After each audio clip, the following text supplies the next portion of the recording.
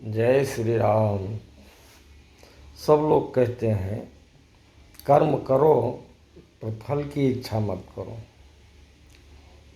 तो जब किसी फल की इच्छा ही नहीं करना है तो कर्म ही क्यों करें।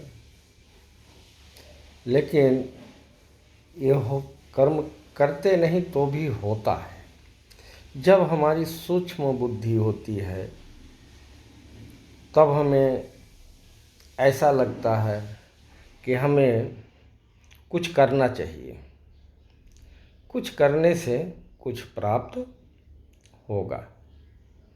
लेकिन यही हमारी बुद्धि जब विराट स्वरूप धारण करती है तब हमारे अंदर निष्काम भाव उत्पन्न हो जाता है।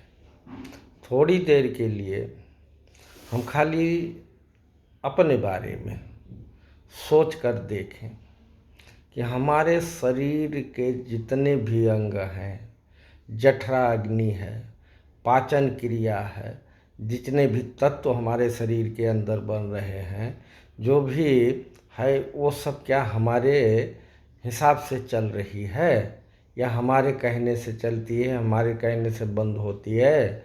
हमारी सांसें भी हमारे बस में नहीं होती, वो नियतः हमेशा तत्प्रसन्न अपने हिसाब से ही कार्यरत रहती हैं, अपना काम करती रहती हैं।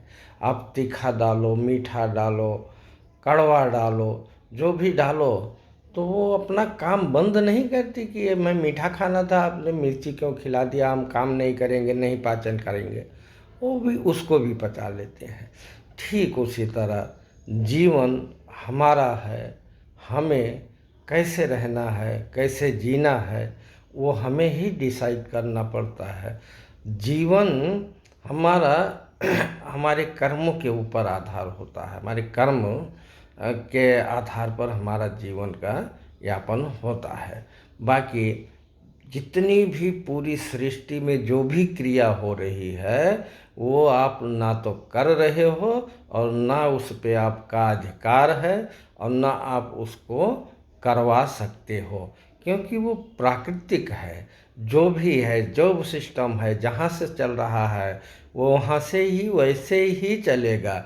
आप चाहोगे तो भी और नहीं चाहोगे तो भी, क्योंकि प्रकृति किसी के अधीन नहीं होती है, वो अपना काम करती रहती है हमेशा। उससे ना किसी से द्वेष होता है, ना किसी से बैर होता है और ना ही किसी से दोस्ती होती है कि तुम्हारे लिए मैं आज उत्तर दिशा से चल रही हूँ तो कल पश्चिम दिशा से चलूँगा। पवन को जिस दिशा से जिधर को चलना है उधर ही चलता है।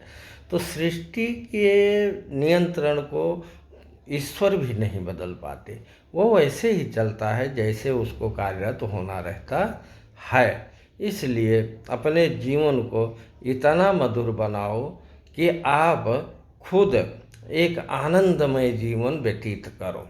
बाकी कुछ है नहीं, जो कुछ है वो सब अपने अंदर है और जो कुछ करना है वो सिर्फ अपने लिए करना है। बस खाली हमारा एक भ्रम होता है कि हमें ऐसा करना है, हमें ऐसा कर डाले, हमें ऐसे हो गए और हमें ऐसे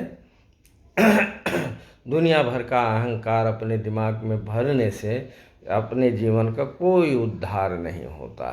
संसार सागर के रूप में बताया गया है, तो संसार सागर है और सागर के अंदर जो जाता है वो सीधा डूब जाता है। उसमें से प्राण बचने के चांसेस 0% हो जाते हैं।